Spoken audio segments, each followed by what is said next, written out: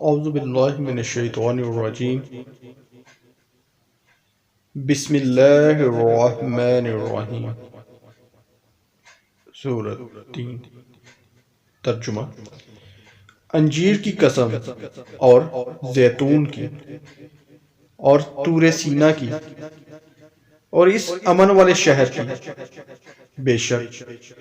یقیناً ہم نے آدمی کو سب سے اچھی صورت میں پیدا کیا، پھر اسے ہر نیچی سے نیچی حالت کی طرف پھیر دیا، مگر وہ لوگ جو ایمان لائے اور انہوں نے اچھے کام کیے تو ان کے لیے بے انتہا ثواب ہے۔ تو اب کون سی چیز تجھے انصاف کے جھٹلانے پر آمادہ کرتی ہے؟ کیا اللہ سب حاکموں سے بڑھ کر حاکم نہیں؟ تفسیر۔ انجیر کی قسم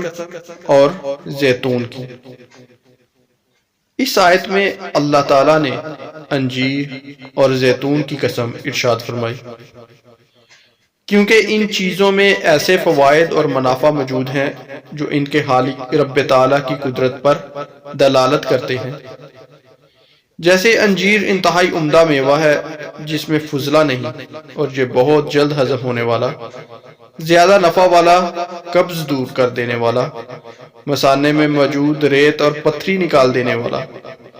جگر اور تلی میں پھنسی گندے مواد کی گانٹھ کو کھول دینے والا، بدن کو فربا کرنے والا اور بلغم کو چھانٹنے والا ہے، جبکہ زیتون ایک مبارک درخت ہے، اس کا تیل روشنی کے کام لایا جاتا ہے، سالن کی طرح کھایا بھی جاتا ہے، اور یہ وصف دنیا کے کسی تیل میں نہیں۔ اس کا درخت خشک پہاڑوں میں پیدا ہوتا ہے جن میں چکنائی کا نام و نشان نہیں، بغیر خدمت کے پرورش پاتا ہے اور ہزاروں برس باقی رہتا ہے۔ انجیر اور زیتون کے بارے میں احادیث۔ انجیر کے بارے میں حضرت ابو ذر رضی اللہ تعالیٰ عنہ سے روایت ہے، نبی اکرم صلی اللہ تعالیٰ علیہ وآلہ وسلم نے ارشاد فرمایا، انجیر کھاؤ۔ اگر میں کہوں کہ یہ وہ پھل ہے جو کہ جنت سے نازل ہوا ہے تو کہہ سکتا ہوں، کیونکہ جنت کے بال میں گٹلی نہیں ہوتی، تو اسے کھاؤ کیونکہ یہ بواسیر کو ختم کرتا ہے اور گنٹیا کے درد میں فائدہ پہنچاتا ہے۔ زیتون کے بارے میں ایک اور مقام پر اللہ تعالیٰ نے ارشاد فرمایا، ترجمہ، اور ہم نے درخت پیدا کیا جو طور سینا پہاڑ سے نکلتا ہے، تیل اور کھانے والوں کے لیے سالن لے کر اگتا ہے۔ حضرت معاذ بن جبل رضی اللہ تعالیٰ عنہ سے روایت ہے، حضور انور صلی اللہ تعالیٰ علیہ وآلہ وسلم نے ارشاد فرمایا، برکت والے درخت زیتون کی مسواک بہت اچھی ہے، کیونکہ یہ منہ کو خوشبودار کرتی اور اس کی بدبو زائل کرتی ہے۔ یہ میری اور مجھ سے پہلے انبیاء کرام علیہم السلام کی مسواک ہے۔ اور طور سینا کی۔ طور وہ پہاڑ ہے جس پر اللہ تعالیٰ نے حضرت موسیٰ علیہ السلام کو اپنے ساتھ کلام کرنے سے مشرف فرمایا، اور سینا اس جگہ کا نام ہے جہاں یہ پہاڑ واقع ہے، اور اس جگہ کو سینا اس کے خوش منظر ہونے یا مبارک ہونے کی وجہ سے کہتے ہیں۔ بعض مفسرین کے نزدیک طور سینا سے مراد خوش منظر یا مبارک پہاڑ ہے، اور بعض مفسرین کے نزدیک ہر اس پہاڑ کو طور سینا کہتے ہیں جہاں کثرت سے پھلدار درخت ہوں۔ اس سے معلوم ہوا کہ جس جگہ اور مقام کو اللہ تعالیٰ کے مقبول بندوں کے ساتھ نسبت حاصل ہو جائے، وہ جگہ بھی اللہ تعالیٰ کی بارگاہ میں عظمت والی ہو جاتی ہے۔ اور اس امن والے شہر کی،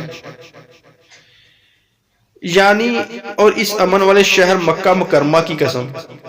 امام عبداللہ بن احمد نصفی رحمۃ اللہ تعالیٰ علیہ فرماتے ہیں، انجیر، زیتون، طور سینا اور مکہ مکرمہ کی قسم ذکر فرمانے سے ان بابرکت مقامات کی عظمت و شرافت ظاہر ہوئی، اور انبیاء علیہم السلام اور اولیاء رحمۃ اللہ تعالیٰ علیہم کے ان مقامات پر رہنے کی وجہ سے ظاہر ہونے والی خیر و برکت واضح ہوئی۔ چنانچہ جس جگہ انجیر اور زیتون اگتا ہے وہ حضرت ابراہیم علیہ السلام کی ہجرت گاہ ہے، اور حضرت عیسیٰ علیہ السلام کی ولادت اور پرورش بھی اسی جگہ ہوئی۔ طور وہ جگہ ہے جہاں حضرت موسیٰ علیہ السلام کو ندا دی گئی، اور مکہ مکرمہ میں تاجدار رسالت صلی اللہ تعالی علیہ وسلم کی ولادت ہوئی۔ اسی شہر میں آپ صلی اللہ تعالی علیہ وآلہ وسلم نے اپنی نبوت اور رسالت کا اعلان فرمایا، اور اسی شہر میں خانہ کعبہ ہے جس کی طرف منہ کر کے پوری دنیا کے مسلمان نماز پڑھتے ہیں۔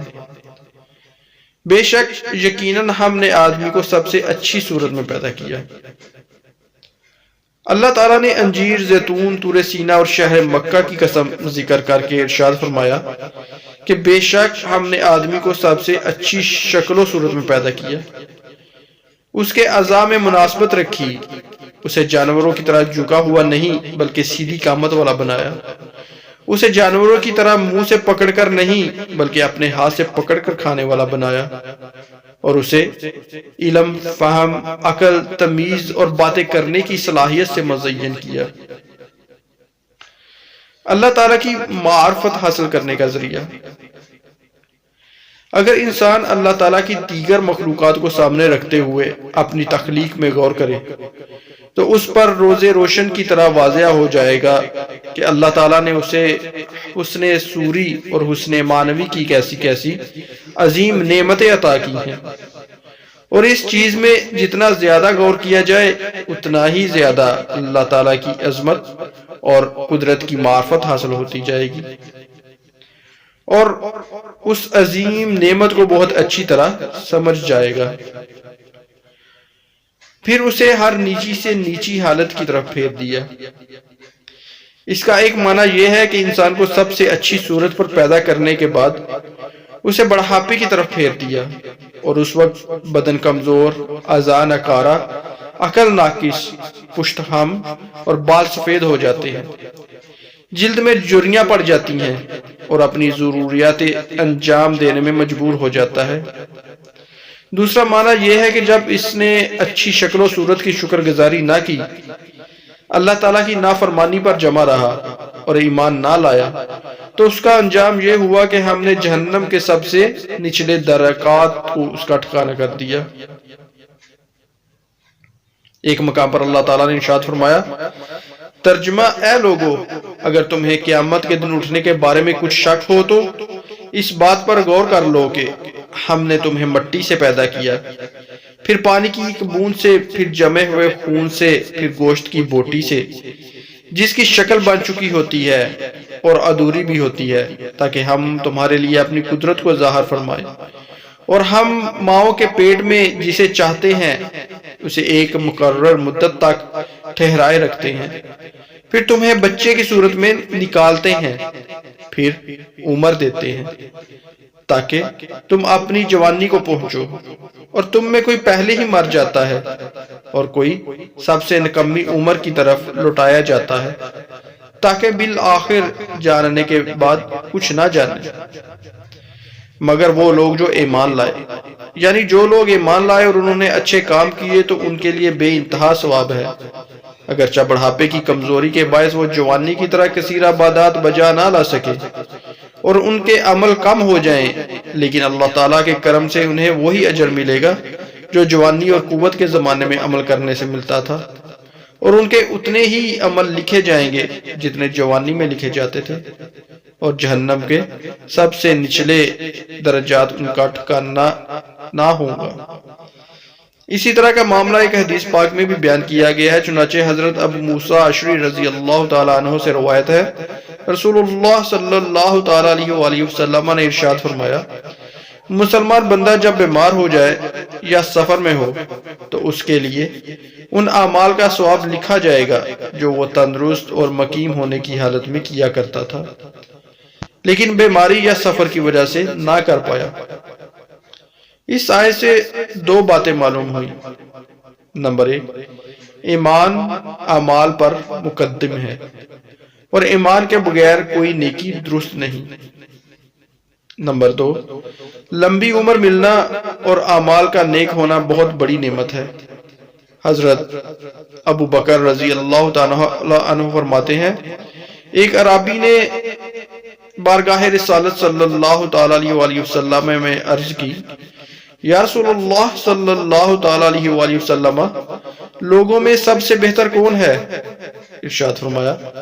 وہ شخص سب سے بہتر ہے جس کی عمر لمبی ہو اور عمل نیک ہو۔ اس نے عرض کی، لوگوں میں سب سے برا کون ہے؟ ارشاد فرمایا، وہ شخص سب سے برا ہے جس کی لمبی عمر ہو اور عمل برے ہوں۔ تو اب کون سی چیز تجھے انصاف کے جھٹلانے پر آمادہ کرتی ہے؟ یعنی اے کافر انسان،